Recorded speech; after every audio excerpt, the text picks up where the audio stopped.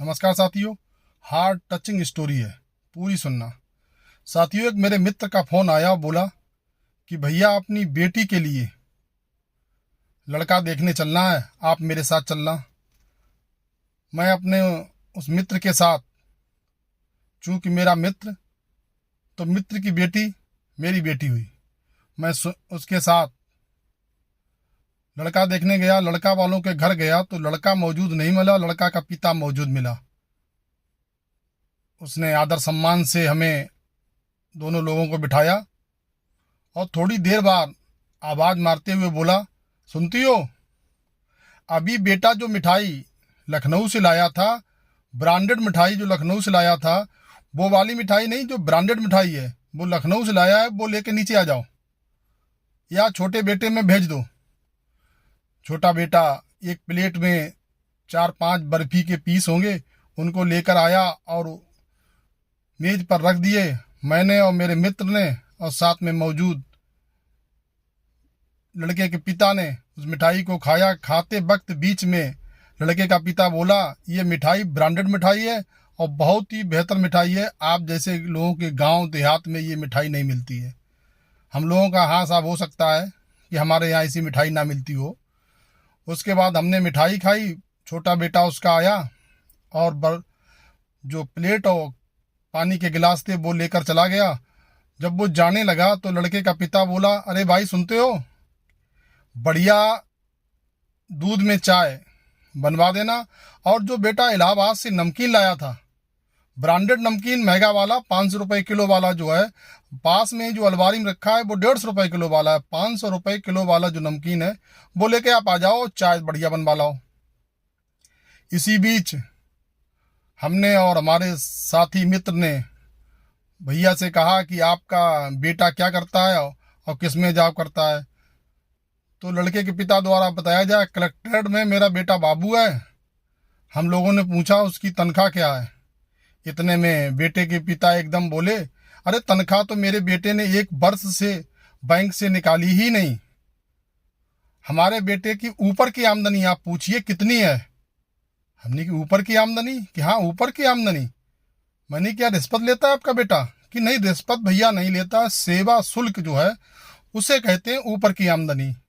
हमने कि बताओ ये सेवा शुल्क ऊपर की आमदनी कितनी है? बोला भैया 1 लाख रुपए महीने मेरे बेटे की ऊपर आमदनी, जिसे सेवा शुल्क कहते हैं, वो है और उसी से हमारा सब काम चल रहा है। ये जो मेज और सोफा पे बैठे हो, ये भी सेवा शुल्क के रूप में ही एक व्यक्ति मेरे बेटे ने काम किया था और तब ये दे गए थे। तो हम लोगों ने उनसे पूछा, भैया ये सेवा शुल्क विभाग में तैनात सभी कर्मचारियों को मिलता है, ये सरकार की कोई नई योजना है? कि नहीं भैया, ये काम करने के बदले में जो काम 5 घंटे में होता है मेरा बेटा 2 घंटे में उनका करके दे देता है, वो उनको सेवा शुल्क देते हैं। जो काम कभी नहीं होने लायक होता है कि अधिकारी नहीं मान रहा है, तो मेरा बेटा उनसे बात करके सेट करके और सेवा शुल्क लेके काम कर देता है। इसी तरह सेवा शुल्क से 1 लाख रुपए की आमदनी होती है। इसी बीच बेटी के पिता ने कहा कि मेरी बेटी हाई स्कूल इंटर में फर्स्ट क्लास पास है और उसने बीटीसी की पढ़ाई कर रही है। लड़के का पिता बोला, अरे ये बातें सब छोड़िए, वो बात कोई नहीं है, मैं केवल आपसे ये कह रहा हूँ मेरा बेटा 1 लाख रुपए महीने ऊपर की आमदनी करता है और सरकारी तनख्वाह है। मैं 20 लाख रुपए में अपने बेटे की शादी करूंगा। फिर बेटी के पिता ने अपनी बेटी की योग्यता को बताना चाहा, लेकिन बेटे के पिता ने उसको दरकिनार करते हुए अपनी ही रट पूरी करते रहे। तब तक चाय आ गई। चाय हम लोगों ने पी। चाय पीने के बाद उसका छोटा बेटा कप को ले जाने लगा, कपों और प्लेट को ले जाने लगा। इतने में उस बेटे के पिता ने उस छोटे बेटे को रोका, भैया इधर आओ, ये कप लेके आओ। उन्हें कपों को उसने हाथ में पकड़ा, हमारी तरफ, दोनों की तरफ इशारा करते हुए कहा, ये कप जो है ना स्पेशल कप है, इस एक कप की कीमत 100 रुपये है। ये ऐसे ऐसे मिट्टी के कप नहीं है, ये बहुत ही स्टैंडर्ड कप हैं। शायद आप लोगों के यहाँ देहात में ऐसे कप नहीं देखने को मिलते हैं, हम लोगों का हो सकता है साहब ना मिलते हों। और कपों को वापस कर दिया। हम लोगों से कहा कि बताइए आपको खाना बनवाएं? हमने कि नहीं भैया, हमें इच्छा नहीं है। हम लोग दोनों चल दिए। चलते वक्त रास्ते में लड़के के पिता का फ़ोन आया कि भैया मैं एक बात आपको बताना भूल गया, मेरे बेटे का अभी अभी फ़ोन आया और बताया कि इस साल उसकी ऊपरी आमदनी 1.5 लाख रुपए हुई है।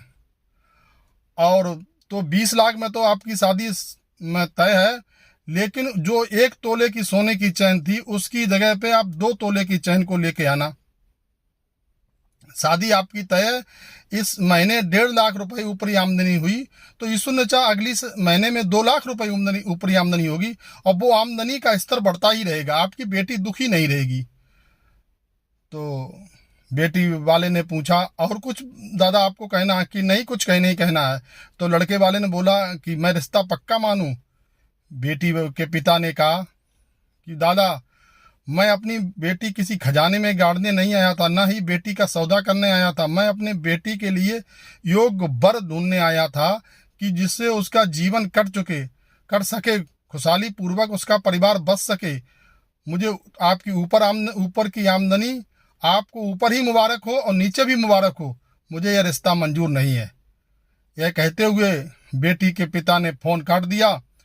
साथियों, आपसे ये प्रश्न पूछते हैं, क्या उसने सही किया? ऐसे लालची लोगों के यहाँ अपना रिश्ता जोड़ना मैं उचित नहीं समझता हूँ। अगर ये छोटी सी स्टोरी आपको दिल को छू गई हो तो लाइक करें, शेयर करें, कमेंट करें।